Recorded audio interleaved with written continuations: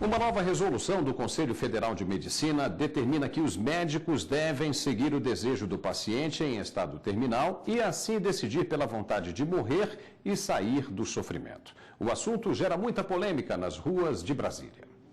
Eu não concordo porque mesmo quando o paciente ele está em tempo terminal, principalmente se ele estiver entubado e tudo, ele não pode opinar por nada, ele não está inconsciente, ele não pode falar. Eu acho que se ele achar que o melhor para ele será ele morrer, se ele está sofrendo demais, o melhor para ele vai ser ele ficar lá em cima, né, se Deus quiser. A questão é mesmo polêmica. O paciente em estado terminal decidir que a única saída pode ser a morte levanta muitas dúvidas. A mais nova resolução do Conselho Federal de Medicina autoriza que os profissionais levem em conta a vontade de quem está com problemas graves de saúde e sem cura. A norma estabelece os critérios, como, por exemplo, que a pessoa seja maior de idade, ou até menor, mas casado e emancipado, esteja plenamente consciente da decisão e deve saber do médico quais os limites terapêuticos no pior estágio da doença. O caso é semelhante à chamada ortotanásia, que é a morte sem sofrimento, autorizada em alguns países.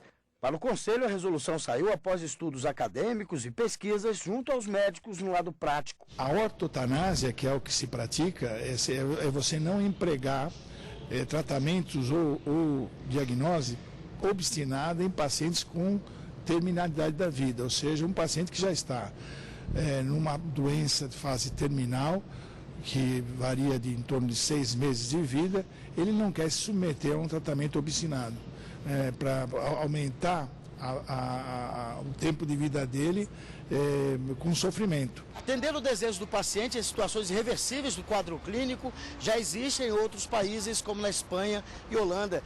Na Argentina, onde a religião católica é declarada como oficial, a medida é aceita há 3 anos. A ortotanásia virou destaque também em Portugal e virou até uma lei federal. Nos Estados Unidos, a receita é seguida, mas cada localidade tem suas próprias leis. Para este especialista em direito constitucional, a Carta Magna brasileira já garante o direito do cidadão de abreviar a vida em casos extremos de doenças graves, onde o paciente está mais perto da morte. Tudo para garantir dignidade, até mesmo nessa hora mais difícil da vida de alguém. Ele explica que o Brasil já estava atrasado neste assunto e a resolução do Conselho Federal de Medicina veio suprir essa deficiência legal. Ela vem atender uma necessidade que a sociedade brasileira já vem sentindo há muito tempo, que é a necessidade de conferir dignidade ao que a gente chama de fim de vida do paciente. É uma questão constitucional importante, que é a questão de se saber se no direito à vida, previsto na Constituição, está incluído também o direito a dar um destino digno ao fim da vida. E nós entendemos que sim. A Conferência Nacional dos Bispos do Brasil se posicionou primeiramente contra a resolução, mas voltou atrás e reconheceu que nos casos em que o paciente não tenha mais chance de sobreviver, a forma encontrada de aliviar o sofrimento tanto dele quanto da família é desligar os aparelhos que mantenham a vida. A CNBB, em nota, comunicou que é preciso haver fiscalização para garantir todos os recursos básicos e necessários para os pacientes em estado terminal, antes da decisão final. O que o Estado brasileiro está, sim, obrigado a fazer é respeitar a vontade de quem quer fazer, porque isso aqui é o exercício da autonomia. O direito à vida envolve também a autonomia. É algo que repugna no direito um sujeito autônomo perder a sua autonomia.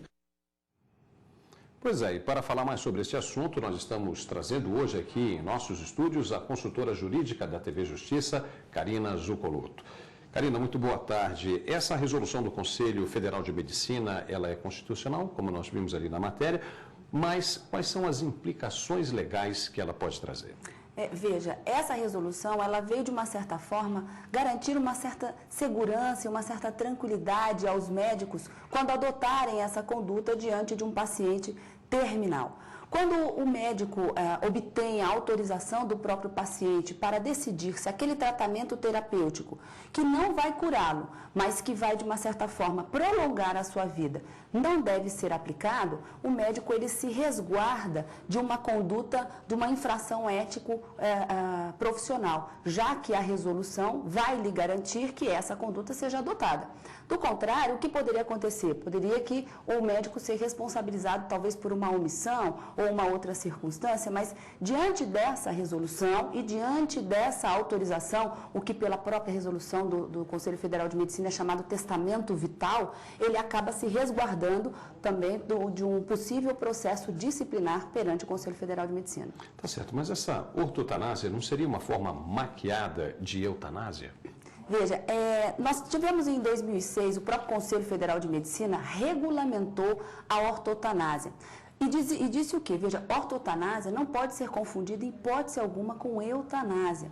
Inclusive, essa resolução ela foi objeto de uma ação civil pública proposta aqui na Justiça Federal, no Distrito Federal, pelo Ministério Público, em que se alegava que o Conselho Federal de Medicina não tinha poder para regular a matéria, já que essa ortotanásia, no que se chamava ortotanásia pela resolução, era considerado um crime aos olhos do Ministério Público, e em sendo crime, somente uma lei poderia regulamentar essa matéria.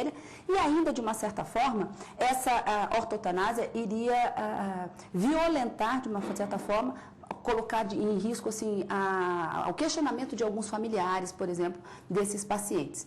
O Conselho Federal de Medicina, quando foi oportunizado o contraditório e a ampla defesa, disse, olha, ortotanásia não se confunde com eutanásia de forma alguma, não é crime.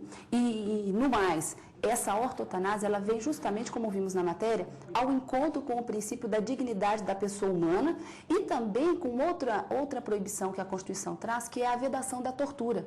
Então, se um paciente é terminal e está passando por um sofrimento e sua doença não tem cura, por que prolongar o seu tratamento, já que a morte é certa? Então, isso seria algo semelhante à tortura. Esses foram os argumentos do Conselho Federal de Medicina e a Justiça Federal aqui do Distrito Federal entendeu nessa ação civil pública que realmente não haveria qualquer inconstitucionalidade na resolução de 2006. Temos agora essa nova resolução que, além de tratar da eutanásia, diz que é preciso, né, quando houver um testamento vital, uma declaração de vontade deste paciente feita de livre consciência, quando ele estiver consciente e se ele for maior de idade ou casado, emancipado, quando essa maioridade civil é alcançada, essa declaração de vontade vai prevalecer, ainda que sobre a influência ou ao contrário ao desejo dos familiares. Então, o médico acaba se resguardando, mais uma vez, dessa possibilidade de uma acusação, uma infração ético-profissional e ainda assim de um cometimento de um crime. Mas a pergunta é, não seria uma forma de eutanásia? O que é eutanásia e o que é a ortotanásia? A eutanásia é um crime, é uma terceira pessoa auxiliar aquele paciente terminal a abreviar a sua vida. Então, precisa de uma ação de um terceiro. E a ortotanásia não. Na verdade, a ortotanásia seria a morte vindo numa hora boa, vindo a seu tempo. E nesse ponto, o médico, atendendo à dignidade da pessoa humana e a proibição da tortura, com o paciente, decidem sobre o tratamento terapêutico mais melhor para essa pessoa. Tá certo, Karina. Muito obrigado por sua participação aqui. Com certeza o tema é bastante polêmico e ainda vai render muito ainda pela frente. Tá certo? Muito obrigado.